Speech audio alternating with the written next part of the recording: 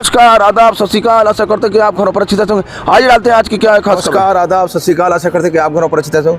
हम झांसी में मौजूद हैं और झांसी में लोक जनशक्ति पार्टी की ममता गोस्वामी को यहाँ का जिलाध्यक्ष बनाया गया है और ममता गोस्वामी के साथ में नई जिम्मेदारियां जुड़ गई हैं। बात करें तो इनके परिवार का काफ़ी कुछ राजनीतिक बैकग्राउंड रहा है, राजनीतिक प्रवेश रहा है। इनके पति भी गोस्वामी है, लगातार राजनीति से लगाव रहा है और ममता जी को नई जिम्मेदारी मिली है। ममता जी, पहले तो बहुत बहुत आपको धन्यवाद। नमस्कार जी, जिस तरह से आपको जिलाध्यक्ष बनाया गया है, आपकी नई जिम्मेदारी बनी है और राजनीति में आप आई हैं तो आपकी जिम्मेदारी बढ़ती है, तो आप लोगों के बीच जाएंगे और क्या क्या मतलब लोगों को अपनी पार्टी का विस्तार करेंगे? जिम्मेदारी मुझे सौंपी गई है, वो पूरी तरह निभाऊंगी। पार्टी को सशक्त करेंगे, पार्टी को सचेत करेंगे। जिलाध्यक्ष हूँ, मेरा नाम नेहा चौबे है। नेहा जी, जी। तो कहीं ना कहीं जिस तरह से नई जिलाध्यक्ष आपने बनाई है और आप तो काफ़ी लंबी समय से रही हैं, क्या ये चुनौती रहेंगे? जी, मुझे ज़्यादा समय तो नहीं हुआ, 1 मंथ ही हुआ, लेकिन मैं पहले तो ये ममता जी जो हैं उन्हें, भाभी को बहुत बहुत धन्यवाद देती हूँ जो इस पार्टी में आई हैं। जी जी। और हम लोगों को भी बहुत सपोर्ट मिला है कि ये आई हैं, बहुत खुशी की बात है। और पार्टी की पूरी टीम की तरफ से मैं इन्हें धन्यवाद देती हूँ।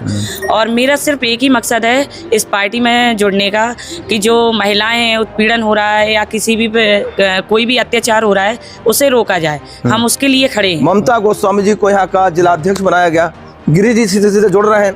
कहीं ना कहीं गिरी जी उत्तर प्रदेश में आज उतनी अच्छी नहीं है स्थिति में जितनी बिहार में आपकी। जी जी। और कहीं ना कहीं आप जिस तरह से आज उत्तर प्रदेश में बड़े हैं, झांसी में बड़े हैं, क्योंकि और आपका फिर और भी आगे लक्ष्य होगा, ललितपुर भी होगा और भी आप बढ़ाएंगे, तो क्या है उद्देश्य इसका, कैसे क्या ले जाएंगे? हमारा उद्देश्य ये है, हमारे नेता आदरणीय चिराग पासवान जी, राष्ट्रीय अध्यक्ष आदरणीय उत्तर प्रदेश के अध्यक्ष आदरणीय अरविंद पासवान जी, हमारे राष्ट्रीय नेतृत्व, प्रदेश नेतृत्व जिस हिसाब से अब उत्तर प्रदेश में काम कर रहा है, आने वाले समय में लोक जनशक्ति पार्टी रामविलास पासवान जी की जो पार्टी है हमारी, हमारे जननायक नेता आदरणीय रामविलास पासवान जी की, वो आपको पूरे बुंदेलखंड में क्या पूरे उत्तर प्रदेश में दिखाई देगी। जी जी जी। तो और जिला पंचायत की हमारी तैयारी है। जिला पंचायत की जी, 2000 हमारे नेता ने नारा दिया है कि लोक जनशक्ति पार्टी ने ठाना है 2027 में उत्तर प्रदेश में एनडीए की सरकार बनाना है। ये नारा देके हम निकले हैं तो पूरे उत्तर प्रदेश के अंदर। हाँ, अगले वर्ष कहीं ना कहीं ग्राम पंचायत चुनाव है। जी, वो कहते हैं कि धरातल से ही शुरुआत होती है किसी भी पार्टी हमारा और गांव-गांव से होगी, क्योंकि ग्राम पंचायत चुनाव गांव-गांव से होते हैं। वो कहते हैं कि हमारे हिंदुस्तान का जो हृदय है वो गांव में बसता है। हमारी राजनीति की शुरुआत कहें तो गांव से होती है और गांव जो सोच ले उसी को प्रधानमंत्री बना नेता आदरणीय रामविलास पासवान जी, जिनको जननायक कहा गया है, जी जी, वो आदरणीय कर्पूरी ठाकुर, डॉक्टर राममनोहर लोहिया, जनेश्वर मिश्र, इन सबको मानने वाले लोग हैं। समाजवादी विचारधारा के लोग ही तो गांव-गांव तक जाते हैं सबसे पहले। जी जी जी जी। और हम लोग उस कार्य में लगे हैं। आपने जिला पंचायत सदस्य की हम लोग तैयारी कर रहे हैं। जिला पंचायत भारतीय जनता पार्टी हमारा बड़ा दल है, हमारा बड़ा भाई है। बड़ा भाई। हम हर जनपद में उनसे अपनी बात रखेंगे कि हमको कुछ ना कुछ सीटें दी जाए। तो मतलब जिस तरह से जो ग्राम पंचायत चुनाव होंगे तो उसमें भी आपकी कहीं ना कहीं हमारी भागीदारी रखेंगे। भागीदारी रहेगी। भागीदारी रहेगी, आप अपनी बात रखेंगे। जी तो जी, कितना कुछ मिलने का आसार लग रहा है आपको? मिलेगा तो ये आपको आने वाला समय बता देगा। ये आने वाला अंदाज कितना लगा रहे हैं आप? 100 में कितने अंक देते हैं? कितने अंक मिलना चाहिए? इतने अंक कितने अंक में आपके फेवर में रहेंगे? 100 में हमारे अंक में इतने अंक हमारे फेवर में रहेंगे जितने हम चाहते हैं। जितने संख्या बताएंगे? संख्या आने वाले समय पे बता देंगे। क्योंकि 100 एक संख्या है। जी जी। मान लो चलो भाजपा की, आप सपोर्टिंग में कहेंगे कि हम आपको साथ देंगे, नहीं तो अकेला लड़ेंगे, मतलब 2 ऑप्शन रहेंगे। आज आपके 2 ऑप्शन रहेंगे कि नहीं रहेंगे? जी, अगर जैसे वो कहे नहीं देंगे तो फिर आप अलग लड़ेंगे?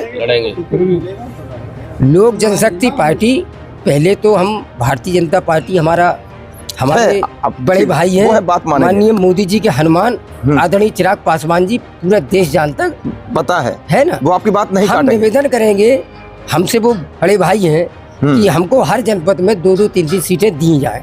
अति दलित, अति बैकवर्ड आज केवल माननीय चिराग पासवान की ओर पूरे देश का देख रहा है। जी जी जी। माननीय मोदी जी उनको कितना चाहते हैं और पूरा देश का करोड़ों युवा आज आप लोग मीडिया से हैं, आप लोग हमसे बुद्धिजीव हैं, आप लोग सब जानते हैं। जी जी। अगर हमें नहीं देते हैं तो लोक जनशक्ति पार्टी प्रदेश नेतृत्व से बात करके, माननीय अरविंद पासवान जी से बात करके, हम लोग लोक जनशक्ति पार्टी पूरे जिलों में जिला पंचायत में चुनाव लड़ने के लिए जाएगी। मतलब तैयार है आप? हम तैयार। मूड में बना लिया है कि हमें ग्राम पंचायत चुनाव में दस्तक देनी है। हाँ, लोक जनशक्ति पार्टी बिल्कुल तैयार है। हमारा हर एक कार्यकर्ता तैयार है, लेकिन पहले हम एनडीए में अपनी बात रखेंगे। पहले एक बार हम चलते चलते आपसे आखिरी में सवाल पूछ लें। आपने सुदामा प्रसाद गोस्वामी जी हमारे तालबेट से 2 बार विधायक रहे हैं और स्वतंत्रता संग्राम सेनानी हैं। उनकी बहू को जिलाध्यक्ष बनाया है। पहले तो बहुत बहुत आपको बधाई हो और आपको बहुत बहुत शुभकामनाएं। और आपने ऐसे मतलब बहू को बनाया है जो राजनीतिक परिवेश में रहे हैं, देखिए, और ऐसे नेता रहे सुदामा जी कि तालबेट में मर्दन सिंह इंटर कॉलेज और तालबेट क्या पूरा जनपद, मतलब कि इतने सादगी भरे थे सुदामा जी गोस्वामी कि उनकी जितनी तारीफ की जाए शब्द कम पड़े। आदरणीय सुदामा प्रसाद गोस्वामी जी, उनकी वार्ता उनके मामले में बताने के लिए तो हम चूँकि बालक हैं उनके सामने। और रही बात आपका जो उनका गृह जनपद या उनका जो मान लो गृह शहर था, जी जी जी, तालबेट, जिसको बुंदेलखंड का कश्मीर कहा जाता है ना, बिल्कुल। उस कश्मीर को बनाने में सबसे बड़ी भूमिका रही तो पंडित सुदामा प्रसाद गोस्वामी जी की रही। और वो बुंदेलखंड के गांधी कहे गए। क्या बात है, आपने सही कहा, बुंदेलखंड के गांधी कहे गए हैं। और हमारे राष्ट्रीय नेतृत्व, प्रदेश नेतृत्व का हम अपनी पार्टी के तमाम झांसी के लोगों को साधुवाद धन्यवाद देते हैं कि ऐसे परिवार के लोग हमारी लोक जनशक्ति पार्टी में आए। निश्चित ही दबे कुचलों की ये आवाज़ बनेगी और ये पार्टी को आगे ले जाने का काम करेंगे। चलिए, ललितपुर और झांसी की जनता के लिए क्या संदेश देंगे? झांसी, ललितपुर, जालौन की जनता के लिए मेरा एक ही संदेश है कि आने वाले समय में हम जनता के हित के लिए, माननीय जननायक रामविलास पासवान जी का सपना था कि ये उस अंधेरे घर में हमें दीपक जलाना है, उस जो लास्ट में है, हम लोग उनकी विचारधारा को जन जन में ले जाने का कार्य करेंगे। चलिए, तो आपका तो बनता ही है आपसे बात करना। जी। तो क्या क्या चुनौतियां रहेंगी, क्योंकि आने वाला समय है, ग्राम पंचायत चुनाव है और यहाँ पर आपको एक जनाधार अपना नया बनाना है। अभी पार्टी की जो जिम्मेदारी हमें सौंपी गई है जिले की, जी जी जी, उसके हिसाब से मुझे ये वहाँ से निर्देश दिए गए हैं कि लोगों को जोड़ना है जी। हमें झांसी में इतना मजबूत संगठन करना है, इतना मजबूत संगठन करना है कि आने वाले जो विधानसभा के चुनाव हैं 2028 उनमें हमारी पार्टी का जनाधार दिखाई दे, हमारे लोग दिखाई दें और हम गांव-गांव जाके एक एक कार्यकर्ता गांव-गांव जाके हर लोगों से मिलेगा। और हमारी पार्टी का उद्देश्य है कि जाति, धर्म, मजहब इन सब से हटके काम करना है। चाहे वो किसी भी धर्म का व्यक्ति हो, किसी भी जाति का व्यक्ति हो, किसी मजहब का हो, हमें हर किसी के उत्पीड़न हो या उसके न्याय की लड़ाई के लिए ये पार्टी काम करेगी, वो किसी धर्म मजहब का हो। जैसे आजकल पार्टियां सनातन के नाम पे काम कर रही हैं। जी जी जी, सनातन के लिए कर रहे हैं, सनातनी है, हिंदू राष्ट्र है, हिंदुस्तान है, तो उसके लिए क्या कहेंगे आप? उसके लिए ये कहेंगे कि हम भी हिंदू हैं और हमारा देश हिंदुस्तान है और इसके लिए हम सभी धर्मों को मानते हैं और मुझे किसी भी धर्म से कोई एलर्जी नहीं है, ना कोई तकलीफ है। हम सौहार्द बनाना चाहते हैं देश के अंदर।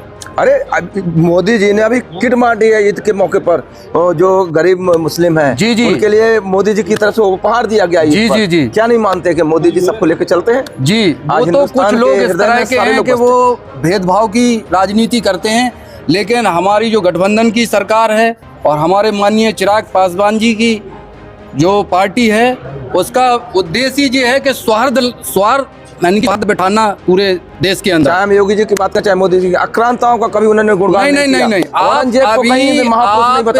आप मुस्लिम बस्ती में जाके पूछिए तो वहाँ पे आज खुशहाल मुस्लिम आज बीजेपी की सरकार में है। वो कह रहा है दंगे नहीं हो रहे हैं, लड़ाई नहीं हो रही है, हमें न्याय मिल रहा है, कानून का राज है। तो हमारी सरकार का मेन उद्देश्य है न्याय के साथ चलना, हर व्यक्ति को न्याय दिलाना, ये हमारी सरकार का उद्देश्य है। हर शोषित गरीब वर्ग को उसका हक मिले। सब्सक्राइब करेगा, बेल आइकन को हिट करिएगा। कल फिर मिलते हैं नई खबरों के साथ। आपकी जिंदगी बहुत कीमती है, बेहतरीन से ख्याल रखिएगा। जय हिंद।